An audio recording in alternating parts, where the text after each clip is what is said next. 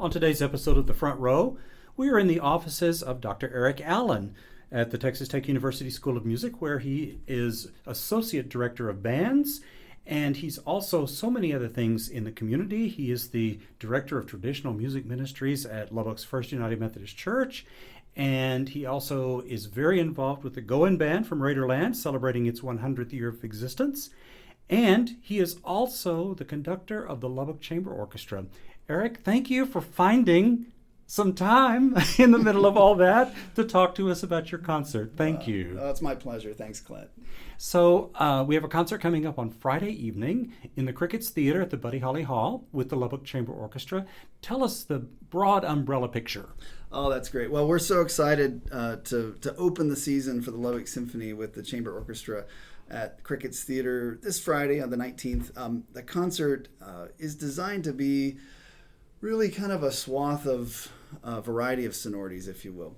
The concert will begin with a movement from Tchaikovsky's Serenade for Strings, which will be just a nice, gentle way to open the program, moving into a sharp contrast with Michael Dougherty's Ladder to the Moon, a violin concerto in two movements, and with a completely different ensemble. The strings will exit the stage, and the winds will enter the stage, and the accompaniment for this concerto is chamber wind, actually a wind octet, kind of a harmony octet, if you will, with percussion and bass as well, and to support the violin concerto. And so really, really excited to present this piece. It's just such a powerful work.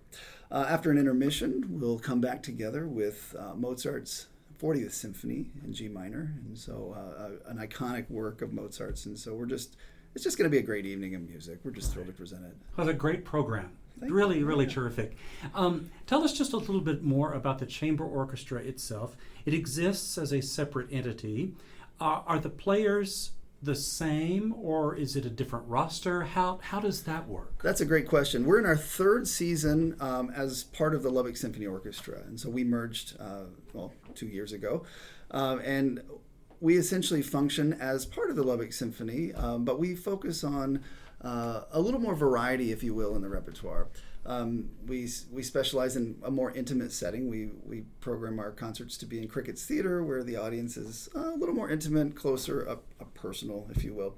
I think what's special about the chamber orchestra is that we can explore a variety of ensembles, if you will. We open up with just a string orchestra, and then this concert will then move to a small wind chamber ensemble with violin solo, and then to come back with a full classical orchestra, if you will.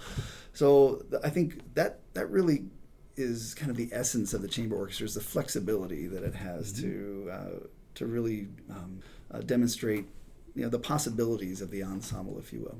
And sometimes with a smaller group of people, you can do more things. That's oddly right. enough, right? That's right. Yeah. And I think the players really enjoy the opportunity to do something that's a little different. To be able to explore a repertoire they might not normally play in the context of the full orchestra, if you will. And so it's been a lot of fun. It's been just such a great collaboration with my colleagues at the Lubbock Symphony. The players are on the LSO roster, of course, and so you'll see if you are a season ticket holder, you see very familiar faces because those players are the same. We just function in a different capacity, if you will. So. All right, great. So starting out with Tchaikovsky, a movement from the Serenade for Strings, and then music by American composer Michael Dougherty that features violin soloist Annie Chalex Boyle. Annie is also with us. Welcome to the program. It's great to have you with us. Thank you so much for having me. And you two wear some hats. You're the concert master of the Lubbock Symphony Orchestra, Yes. and you're also here at Texas Tech University. What's your official title? Professor of Violin. Full professor of violin. I wanted to make sure I had that right. So that's great. Thank you for being with us today. Thanks. So tell us a little bit about the Dougherty Concerto. Yes, this is a very different type of violin concerto, primarily because I am playing not with stringed instruments except for the double bassist that will be there. And so everything about the way I produce sound is a different way of me approaching a piece. So one thing that's in my favor is that I don't have to work as hard because my sound is so different than everyone else on the stage. The other thing I love about this particular piece is that it does feel much more like chamber music. It is a smaller group, and so there's much more of conversational elements. I have so many dialogues with the winds, with the double bassist, and so it really is just a different experience as a soloist. Okay. And a real juxtaposition. Sound of a violin juxtaposed with sound of winds and a small wind ensemble. Yes. Right. That should be very unique. Yes. Yeah. And there's another element that's slightly different is that this is pretty tonal. I mean, you'll hear a lot of wonderful, beautiful melodies happening throughout the two movement work. But there are definitely some sounds that are more contemporary, that I am doing many more harmonics, where I'm getting all the overtones to spin out of the instrument. And then I also move my bow in slightly different ways, where I'm playing on top of my bridge. So it's going to be more of a metallic sound. And so one thing I love about Doherty's writing is that he's using every inch of color that I could use on the violin. All right. Those are two unique sounds that you've talked about, playing on the bridge and harmonics, which has a sound that's unique to a violin or a stringed instrument. Yes. You don't hear it anywhere else. You can't do those on woodwinds quite the same way. So Right. Exactly. Well, we're really looking forward to it. How many, is it all of a piece? Is it in sections or movements? Yeah, so it's in two movements, Okay. and then interspersed in those two movements are some cadenzas where I play alone. And so there are also moments where I'm playing only with one or two instruments. So it really does feel like the perfect combination of chamber music, solo playing, and orchestral playing. Right. Great. So my experience with Michael Dougherty is a set of pieces that I did one time that had to do with the Superman story. They were wonderful pieces. Tell us more.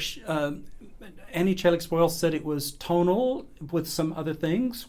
What's your take on it? Oh, I think that's described really accurately and effectively. Michael Dougherty is known for embracing pop culture, if you will, and so he's written lots of music about, for instance, Barbie. There's a piece that we've done about Barbie, and there's a piece about Superman, and then a piece about Desi Arnaz, and from I Love Lucy, and just some really iconic figures in pop culture that he's creatively just written music that kind of exudes that. Now, this particular piece is not about a character, but really images and artwork of Georgia O'Keeffe, and so the two movements titled Night New York and then Looking Up are different perspectives of her artwork, if you will. And so one of which is kind of the view of New York from atop of a skyscraper. And the other one, Looking Up, is the idea of the view of New York looking from the ground up, if you will. And so there's just this idea of ascension. You'll hear that, I think, in Annie's playing, that there's this idea of ascension that occurs periodically, just to draw the listener, and we have some exciting visual elements that we're going to include that you'll have to come and check out, All and right. so that'll I think help add to the aesthetic of the program. That's great. Earlier, you mentioned that the writing was a little bit like harmony music. Now, band folks will know that term. Sure. Tell it for folks who don't know. What do you mean by harmony? Sure. So a collection of instruments that was very popular in the late 18th century, even in the time of Mozart, if you will, was a harmony octet, a wind ensemble made of pairs of winds, 2 oboes, 2 clarinets, 2 bassoons, and 2 horns. And that, along with being the wind section of a classical orchestra, also functions separately and as an incidental ensemble, if you will, music for background, for festive events, outdoor ensemble, if you will. And so that ensemble was very popular, used as a chamber ensemble back in that time.